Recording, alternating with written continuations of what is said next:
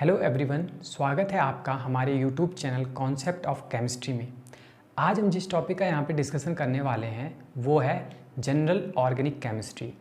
ये organic chemistry का base होता है और यदि आपका बेस स्ट्रॉन्ग है तो ऑर्गेनिक केमिस्ट्री भी आपकी स्ट्रॉन्ग होगी। ठीक है, तो हम यहाँ पे आज समझेंगे जनरल ऑर्गेनिक केमिस्ट्री। एक चीज़ और कि जो ऑर्गेनिक केमिस्ट्री है ना वो पूरी की पूरी कार्बन पे डिपेंडेंट है। ठीक है, क्यों? क्योंकि जो कार्बन एटम है उसी के कंपाउंड की स्टडी हम ऑर्गेनिक केमिस्ट्री में करने वाले हैं। तो आज का लेक्चर हमारे कार्बन एटम पर ही होगा। हम आज समझेंगे कार्बन एटम एक्चुअल में उसके पास कितने इलेक्ट्रॉन्स होते हैं, कितने प्रोटॉन्स होते हैं, उसकी वैलेंसी क्या होती है या वैलेंसी होती क्या है। ठीक है, फिर हम समझेंगे कार्बन की वैलेंसी क्या होती है, कार्बन के वैलेंस सेल में कितने इलेक्ट्रॉन्स होते हैं, कितने इलेक्ट्रॉन्स की उसकी रिक्वायरमेंट होती है, क्यों कार्बन बॉन्डिंग में पार्टिसिपेट करता है। ये सभी चीज़ें हम जानेंगे और ये बहुत बेसिक चीज़ें हैं और ये इन्हीं चीज़ों पे अगर आप अच्छे तरीके से अपनी कमांड बना लेते हो तो पूरी ऑर्गेनिक केमिस्ट्री में आपको दिक्कत नहीं होने वाली है। क्योंकि अगर आपकी जीओसी में अच्छी कमांड है, जीओसी अगर आप अच्छे से समझ गए तो आप पूरी ऑर्गेनिक केमिस्ट्री को बहुत अच्छे से समझ सकते हो। तो चलिए आज स्टार्ट करते हैं अपना टॉपिक कार्बन एटम। आज हम बात करने वाले हैं कार्बन एटम के बारे में। ठीक है, तो कार्बन एटम की अगर हम बात करें तो पिछले लेक्चर में हमने देखा था कि जो कार्बन एटम है उसकी पोजीशन क्या है पीरियोडिक टेबल में। ठीक है, ये 14th ग्रुप का एलिमेंट होता है। ये क्या होता है हमारा 14th ग्रुप एलिमेंट होता है। 14th ग्रुप एलिमेंट होता है। ठीक है, और हमने देखा था कि इसका जो एटॉमिक नंबर होता है, कार्बन का जो एटॉमिक नंबर होता है, एटॉमिक नंबर होता है वो कितना होता है 6 होता है। और किसी भी एटम का एटॉमिक नंबर जो होता है वो क्या रिप्रेजेंट करता है, वो रिप्रेजेंट करता है number of protons, number of protons present in a atom, कि इस एटम के पास कितने हमारे प्रोटॉन प्रेजेंट होंगे। तो अगर कार्बन की बात करें तो इसका एटॉमिक नंबर कितना है 6 है, यानी कि इसमें जो प्रोटॉन्स होंगे वो कितने होंगे 6 प्रेजेंट होंगे। अगर हम बात करेंगे इलेक्ट्रॉन्स की तो इलेक्ट्रॉन कितने प्रेजेंट होंगे, तो कार्बन एटम में 6 इलेक्ट्रॉन प्रेजेंट होते हैं। ऐसा मैंने कैसे बोल दिया कि कार्बन में 6 इलेक्ट्रॉन ही प्रेजेंट होंगे। देखो कोई भी जो एलिमेंट है पीरियोडिक टेबल में वो इलेक्ट्रिकली न्यूट्रल है। वो क्या है, इलेक्ट्रिकली न्यूट्रल होता है। इसका मतलब क्या है, अगर मैं बात करूँ प्रोटॉन की, अगर मैं बात करता हूँ प्रोटॉन की, प्रोटॉन पे चार्ज कितने का होता है +1 का। और अगर हम बात करें इलेक्ट्रॉन की, इलेक्ट्रॉन पे चार्ज कितने का होता है -1 का। जब हम कार्बन एटम को रिप्रेजेंट करते हैं तो हम सिंपल कार्बन लिखते हैं, इसके ऊपर कोई भी पॉजिटिव चार्ज नहीं लिखते, इसके ऊपर कोई भी नेगेटिव चार्ज नहीं लिखते हैं। इसका मतलब इसमें जितने नंबर ऑफ प्रोटॉन प्रेजेंट होंगे उतने नंबर ही इलेक्ट्रॉन प्रेजेंट होंगे। माना देखो हम कह रहे हैं कि इसके पास 6 प्रोटॉन है, ये तो हमने एटॉमिक नंबर से बता दिया 6 प्रोटॉन्स है। 6 प्रोटॉन पे टोटल चार्ज कितना हो जाएगा 6 इंटू +1, तो यानी कि यहाँ पे +6 का टोटल इसके पास क्या है चार्ज आ गया।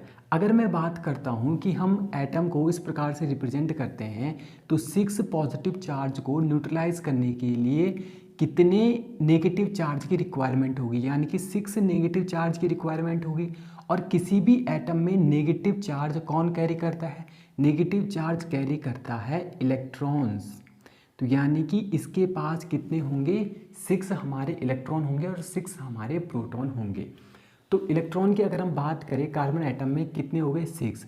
अब इन 6 इलेक्ट्रॉन का, ये जो मेरे पास 6 इलेक्ट्रॉन है इनका अरेंजमेंट क्या होगा, इनका अरेंजमेंट क्या होगा, 6 इलेक्ट्रॉन का अरेंजमेंट क्या होगा कार्बन एटम के अंदर।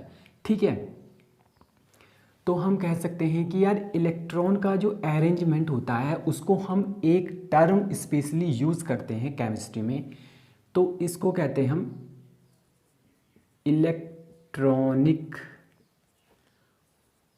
कॉन्फ़िगरेशन।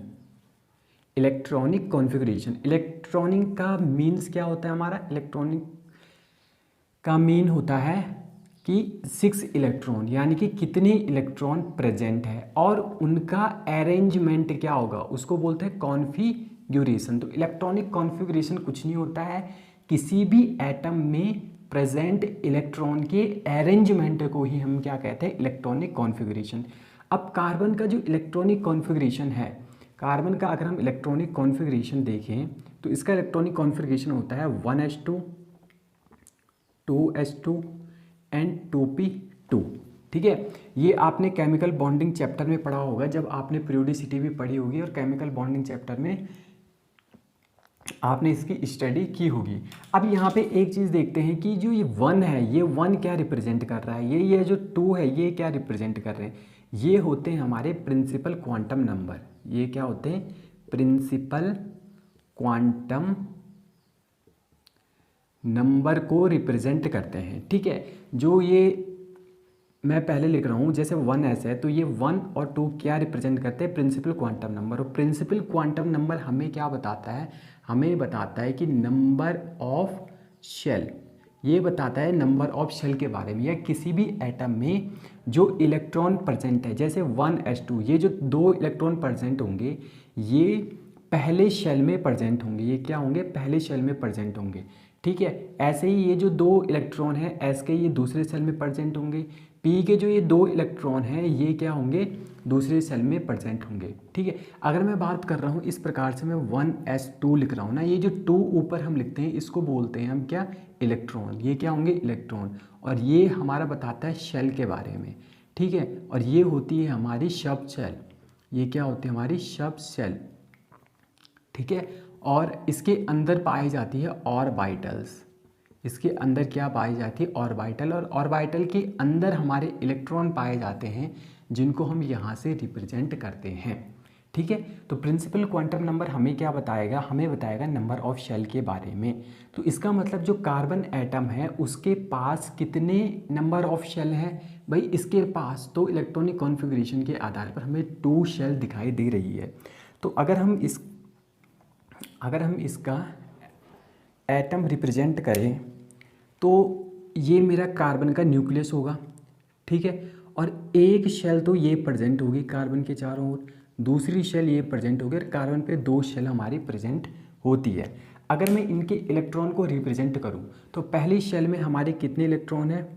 1 एंड 2 इलेक्ट्रॉन्स हैं। ठीक है, दूसरी शेल में अगर हम बात करें, देखो जो ये नंबर ऑफ शेल में लिख रहा हूँ, ये शेल सब शेल में डिवाइडेड होती है। किसमें?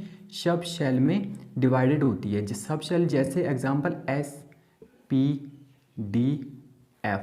ठीक है, जब आपने इलेक्ट्रॉनिक कॉन्फ़िगरेशन पढ़ा होगा तो SPDF जो ये होती है हमारी सब सेल। और ये सब सेल की अगर हम बात करें, जैसे P की बात करें तो P जो है, P के पास क्या होते हैं? 3 ऑर्बिटल्स प्रेजेंट होते हैं। एक होता है PX, एक होता है PY, एक होता है PZ। अगर हम S की बात करें तो S में क्या होता है? एक ऑर्बिटल होता है S ऑर्बिटल। एक ऑर्बिटल में मैक्सिमम कितने इलेक्ट्रॉन्स आते हैं? मैक्सिमम आते हैं 2 इलेक्ट्रॉन्स। ठीक है, एक ऑर्बिटल में मैक्सिमम कितने इलेक्ट्रॉन आते हैं? 2 इलेक्ट्रॉन आ गए। तो यहाँ पे हम अगर बात करें सेकंड सेल की, अगर हम बात करें सेकंड सेल की, तो सेकंड सेल में कितने सब सेल हमारे प्रेजेंट है? एक मेरा S सब सेल प्रेजेंट है और एक क्या है? मेरा P सब सेल प्रेजेंट है। ठीक है, तो इनमें इलेक्ट्रॉन्स कितने हैं? 2 और 2, यानी कि 4 इलेक्ट्रॉन। तो यहाँ पे जो सेकंड शेल है उसमें मेरे कितने इलेक्ट्रॉन प्रेजेंट है? उस पर मेरे प्रेजेंट है 4 इलेक्ट्रॉन, 4 इलेक्ट्रॉन। और यही जो 4 इलेक्ट्रॉन है ना, ये जो 4 इलेक्ट्रॉन है ये बहुत ज़्यादा इम्पॉर्टेंट है। अभी आप आगे देखेंगे कि ये जो मैं कह रहा हूँ कि 4 जो इलेक्ट्रॉन है ये काफ़ी इम्पॉर्टेंट है। ऐसा क्यों है?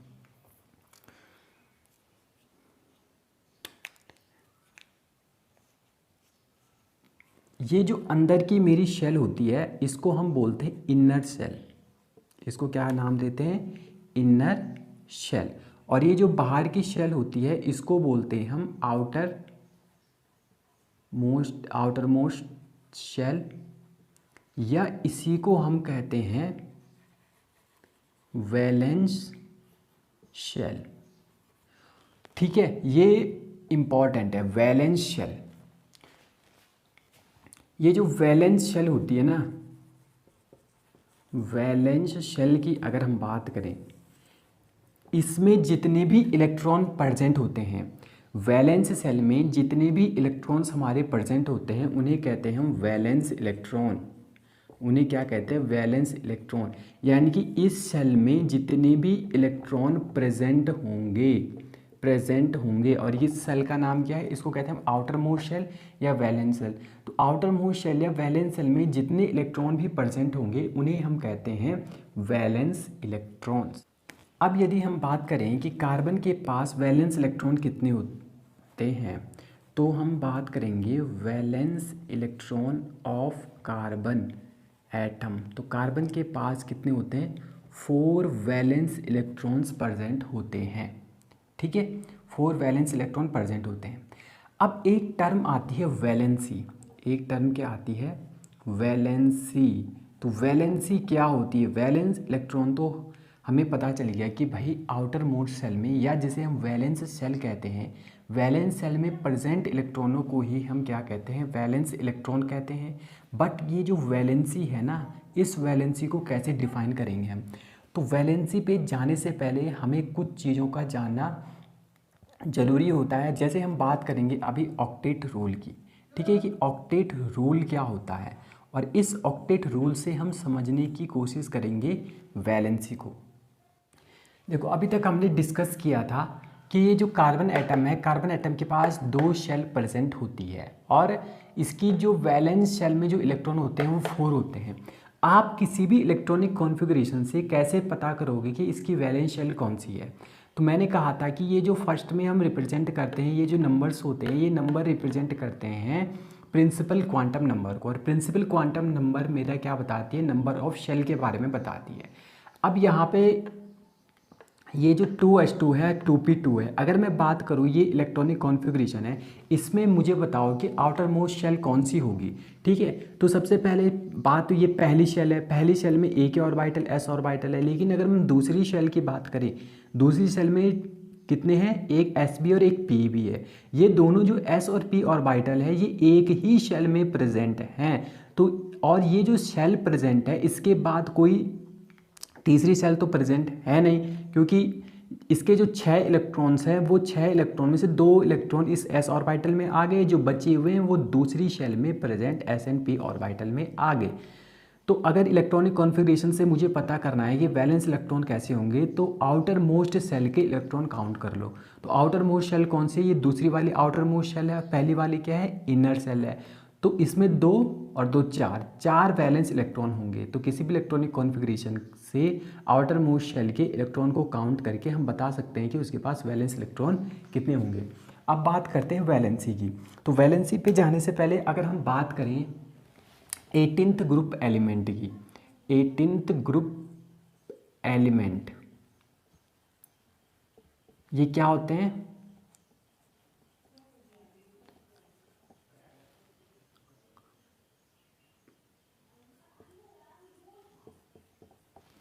ठीक है, यहाँ पे मैंने क्या लिखा है? 18th group element. इनको हम क्या कहते हैं? नोबल गैसेस के नाम से भी जानते हैं। इनको हम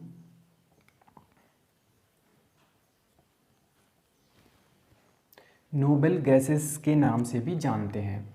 ठीक है,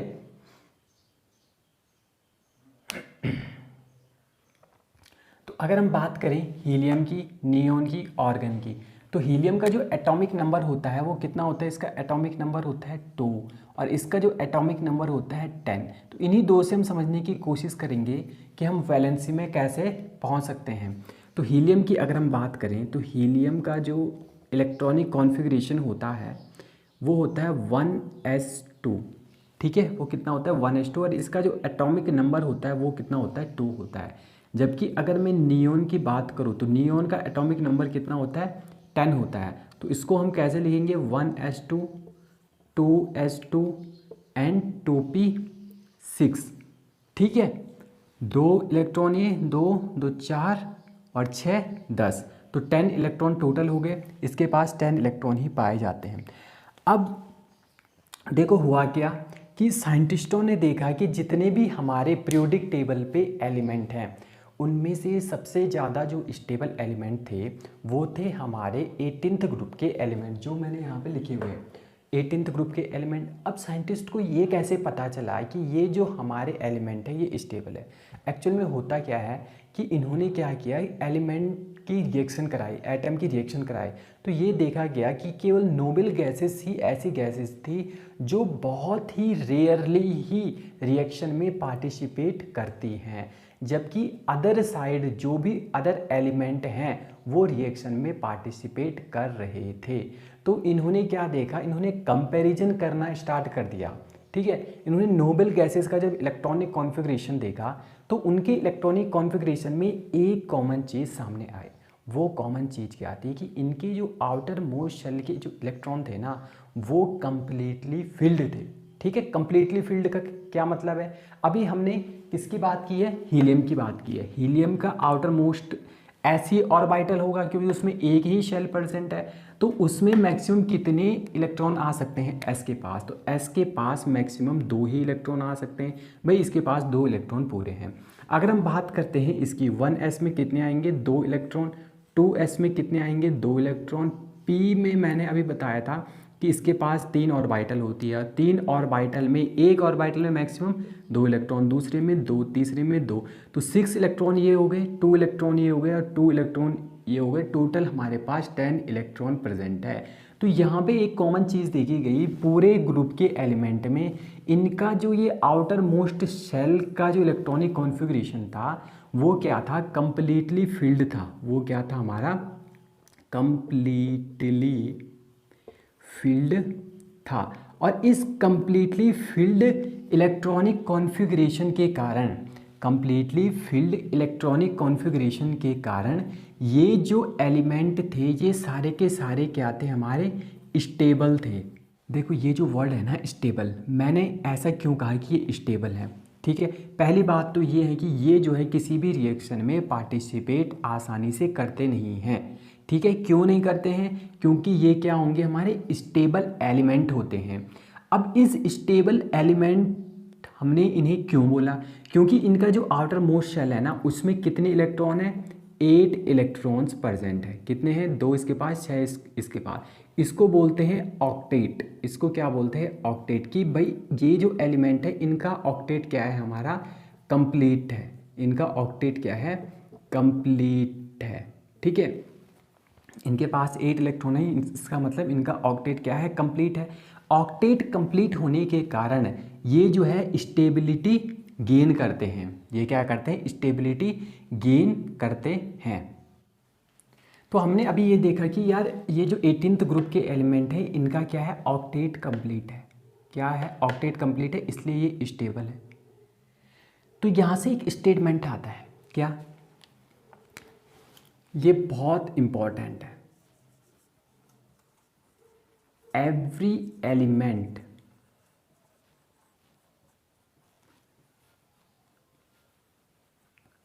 अंडरगो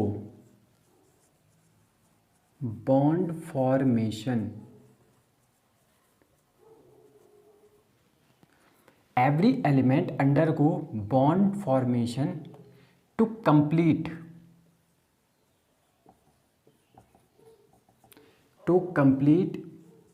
its octet।